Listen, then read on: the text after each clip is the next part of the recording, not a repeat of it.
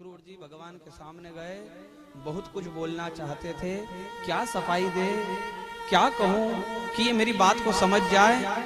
कुछ बोल नहीं पाए और रोने लगे और रोते रोते अपने आप को असहाय महसूस किया, गिरने लगे चरणों में। तो काका भतीजे के चरणों में गिरे तो अच्छा लगेगा क्या? भगवान ने आधे रास्ते से पकड़ लिया, हृदय से लगा लिया और कहा, काका जी चिंता ना करो, आप मुझे लेने नहीं, आप कंस के काल को लेने आए हो। आप तो बाद में आए, नारद जी ने सब कथा मुझे पहले ही सुना दी। आप चिंता ना करो, आपका कोई दोष नहीं। अक्रूर जी को लगा कि मेरा भतीजा मुझे समझता है, मैंने एक वचन नहीं कहा और ये मेरे मन की बात जान गया। वाह कृष्ण, धन्य है कृष्ण। अक्रूर जी के मन का भार गया, वो तो सो गए, बाबा नंद सो गए, बलराम जी सो गए। दिन भर गोचारण करने के कारण थके हुए कृष्ण रोज की तरह अपनी मां यशोदा से लिपट सो गए। किंतु रात भर जागती रही मां यशोदा, रात भर रोती रही। पुत्र चला जाएगा, वो वात्सल्य मां को रुला रहा है।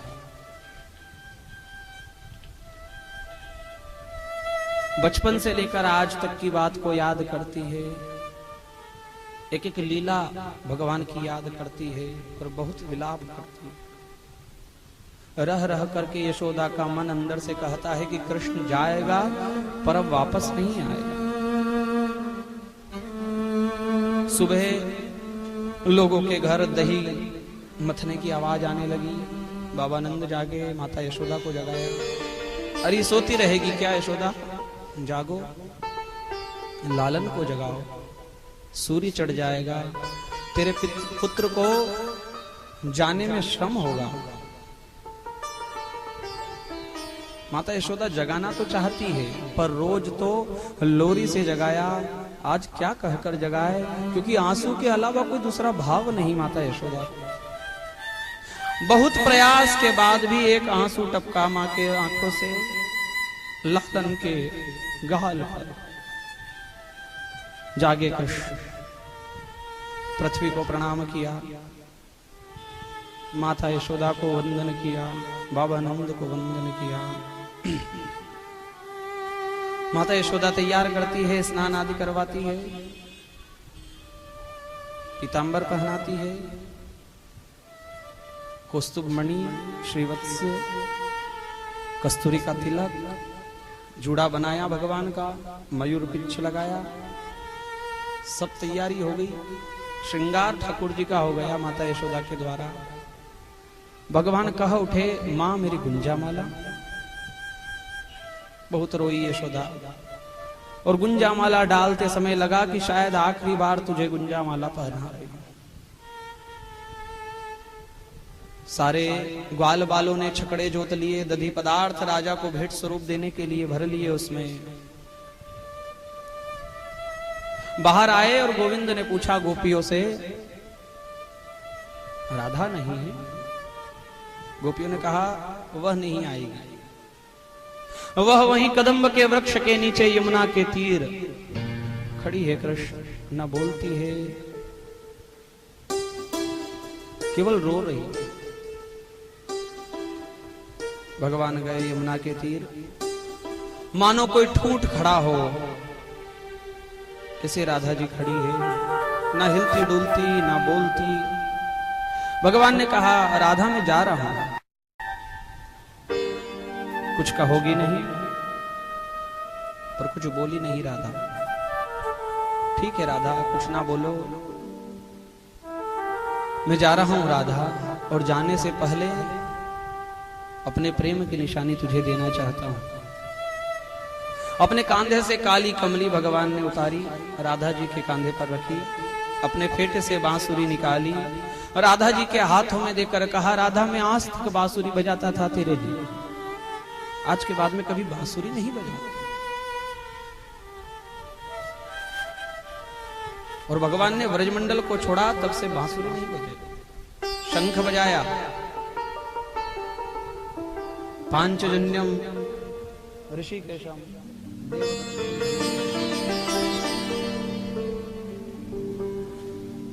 भगवान ने शत्रुओं का हृदय विदीर्ण करने के लिए शंख बजाया, पर कभी बांसुरी नहीं बजाई।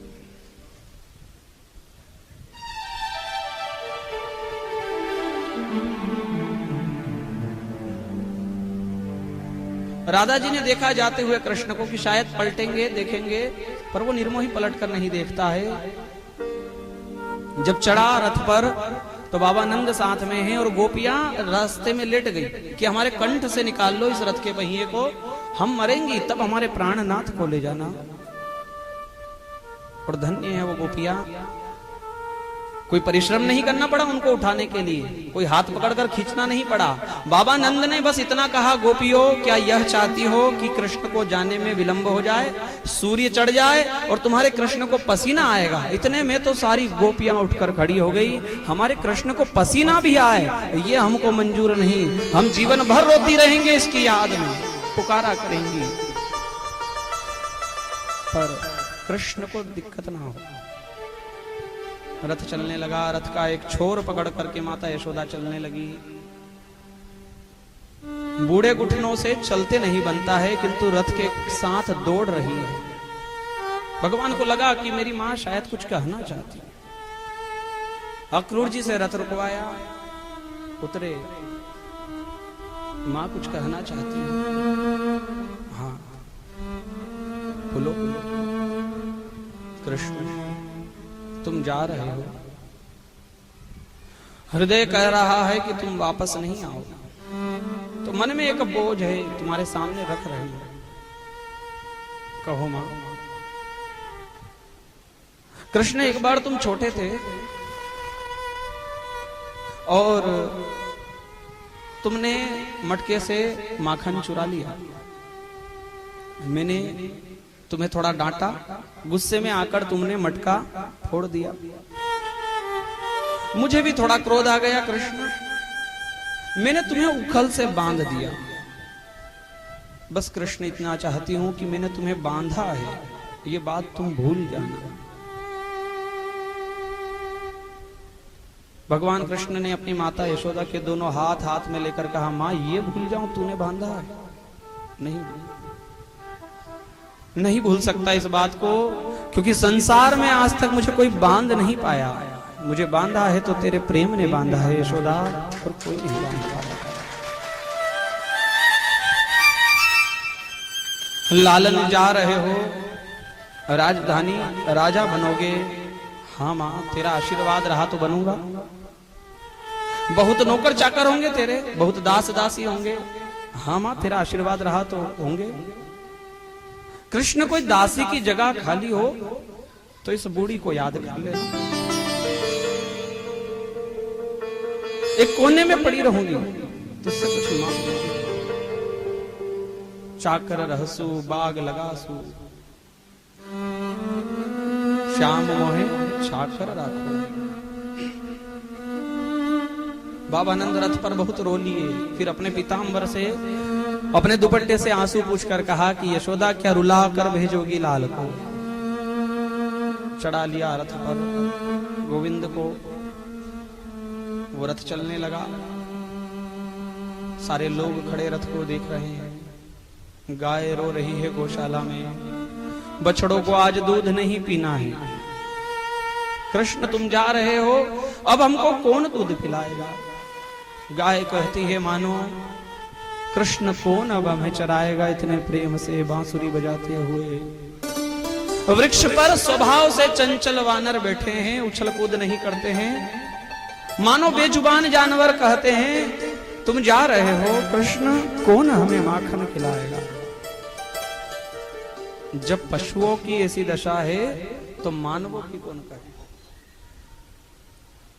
छोड़ वृंदा विपिन कुंज यमुना पुलिन, श्याम मथुरा श्याम मथुरा चले। छोड़ वृंदा विपिन कुंज यमुना पुलिन, श्याम मथुरा चले, श्याम मथुरा चले। मोहे मोहन बिना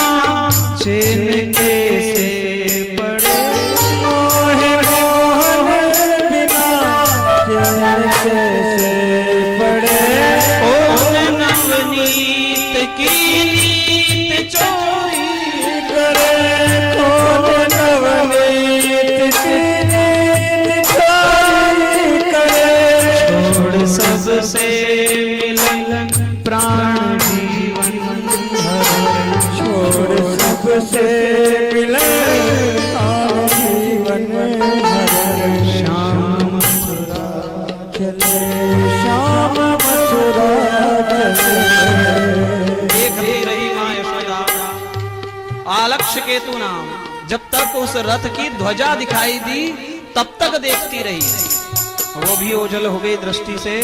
तो घोड़ों के खुरों से उठी हुई धूल और वो भी जब शांत हो गई तो घुटने टेक दिए मां यशोदा ने।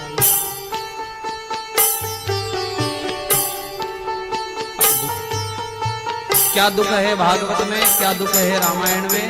हमारे जीवन में तो उसका कतरा भी नहीं है जिसमें ही हम इतने रोते हैं। सर्वसमर्थ परमात्मा जिसके सगे माँ बाप जेल में पड़े हुए हैं, पर वो परमेश्वर, वो कृष्ण दूसरों का स्तनपान करता है। कर्तुम अकर्तुम अन्यथा कर्तुम सर्वसमर्थः इति परमेश्वर, जो सब करने में सक्षम है, उसके सगे माता पिता जेल में है, वो दूसरे का स्तनपान करता है। और सगी माँ के पास जब था मथुरा में, तो जन्माष्टमी के दिन तीसरी मंजिल पर चढ़कर वृंदावन को देखकर रोता है। उद्धव ने पूछा क्यों रोते हो गोविंद? तो कहा उद्धव यहाँ 56 भोग है पर मेरी माँ यशोदा, मेरी माँ यशोदा के माखन का स्वाद नहीं। ऐसे ही राम जी जब जब राम अवध सुध करही भरी विलोचन बारिद नहीं। माता पिता के लिए तो भगवान भी रोए हैं और धिक्कार है ऐसे पुत्रों पर जो जवानी में अपने माता पिता का त्याग करते हैं। एक माँ की गोद में 4 बेटे बड़े हो जाते हैं, पर 4 बड़े बड़े बेटों की गोद में एक 4 बड़े बड़े बेटों के बड़े बड़े घरों में एक माँ को रखने के लिए जगह नहीं। बड़ा कहता है छोटे से तू रख ले, छोटा कहता है तू रख ले, और आखिरी में वो रखता है जिसके हिस्से में 5 एकड़ जमीन ज्यादा आई हो। धिक्कार है ऐसे पुत्र पर। राम जी जब रोते थे वन में तो लखन और सिया उन्हें चुप कराती, और लखन और सिया जब कुटिया के पीछे जाकर रोते तो राम जी उन्हें चुप कराते। भरत जी ने नंदी ग्राम में एक कुटिया बनवाई, उस पर सोए। पर फिर एक दिन विचार आया कि स्वामी पलंग पर तो सेवक जमीन पर जब स्वामी जमीन पर तो सेवक कहां?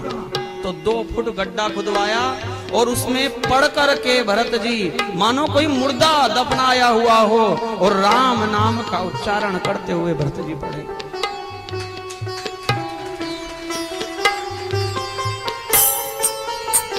रघुवर की सुधिया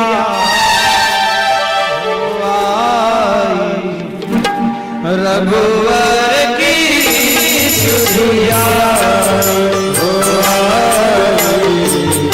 रघुवर की सुधिया आगे आगे राम चल पीछे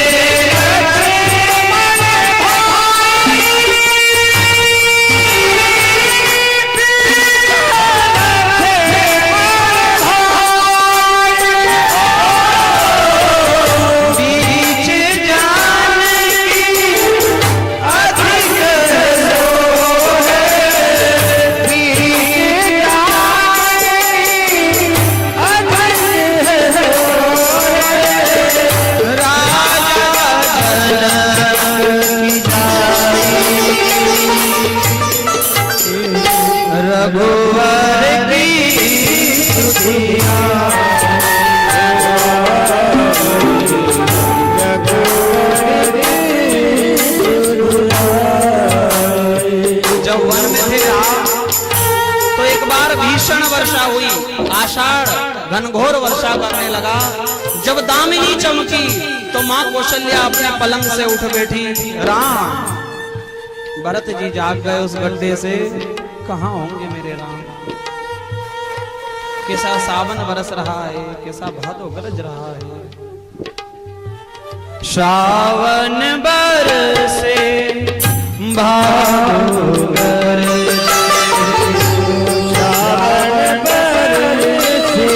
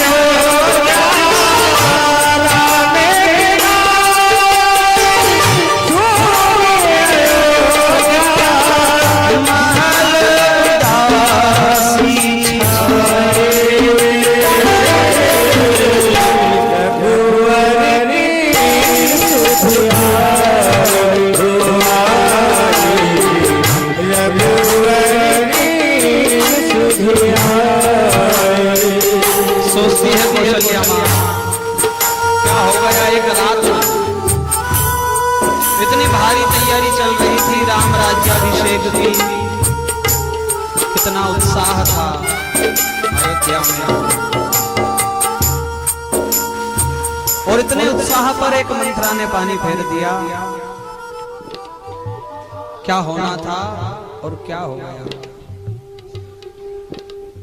बना के क्यों बिगाड़ा रे,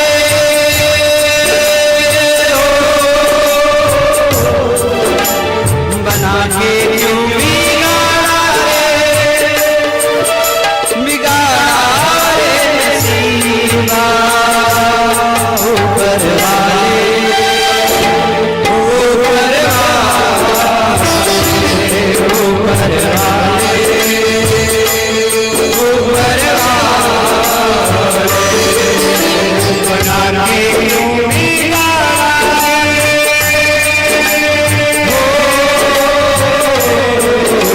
बना के क्यों बिगाड़ा रे नसीबा ऊपर वाले, ऊपर वाले, ऊपर वाले, ऊपर वाले। भीतर रोए मात कुशल,